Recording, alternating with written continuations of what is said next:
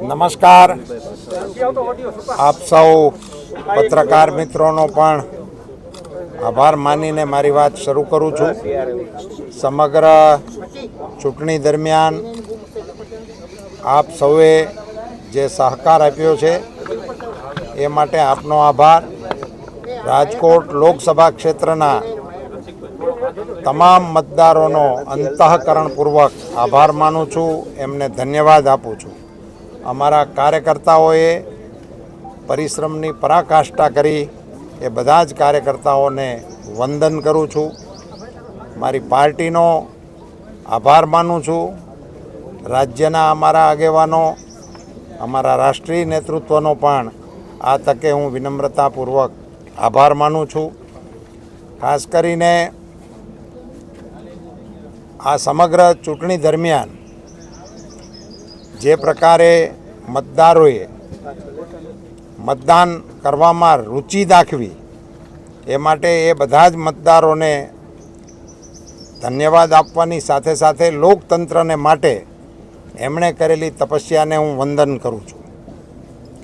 મારી આ ચૂંટણી દરમિયાન મારે અત્યંત વિનમ્રતાપૂર્વક સ્વીકારવું જોઈએ કે આપણા ઋષિતુલ્ય સંતોએ મને આશીર્વાદ આપ્યા.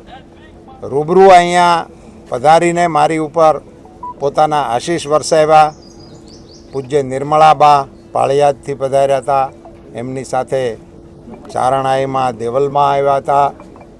સત્તાધારના મહંત વિજયદાસ બાપુજી આપણે ત્યાં પધાર્યા હતા, એમણે આશીર્વાદ મને પાઠવ્યા હતા.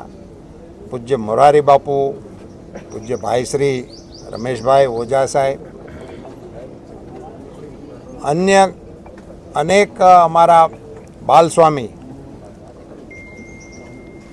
ચારોડી ગુરુકુળ માધવપ્રિય સ્વામીનો સંદેશો લઈ અને મને આશીર્વાદ આપવા માટે પધારેલા હતા. આ બધા જ સંતોનો હું ઋણ સ્વીકાર કરું છું. અમારા રાજકોટ શહેર ભાજપના અધ્યક્ષ, અમારા જિલ્લા ભાજપના અધ્યક્ષ, એમની સઘળી ટીમ, અમારા પ્રદેશના આગેવાનો ભરતભાઈ અને સૌ ધારાસભ્ય મિત્રો, અમારા બંને મંત્રીશ્રીઓ, એ બધાનો અંતઃકરણપૂર્વક આભાર માનું છું.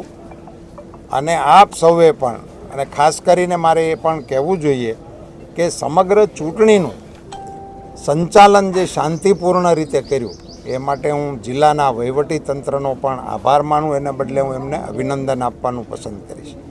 ધન્યવાદ. તો એ વખતે પણ જે વિધાન કર્યું હતું એ વિધાનને પણ હું વળગી રહીશ કે અમારે અહીંયા અમારા આગેવાનોએ વિકાસની જે કેડીને કંડારેલી છે એ મશાલ મારે લેવાની છે. અને એ વાત જ્યાં અટકી હશે અથવા તો જે ચાલુ હશે અથવા તો જે કંઈ કરવાનું બાકી હશે એમાં હું મારી રીતે મને મળેલી તકનો અને મારી સમજણ શક્તિનો ઉપયોગ કરવા માટે હરદમ તૈયારી રાખીશ.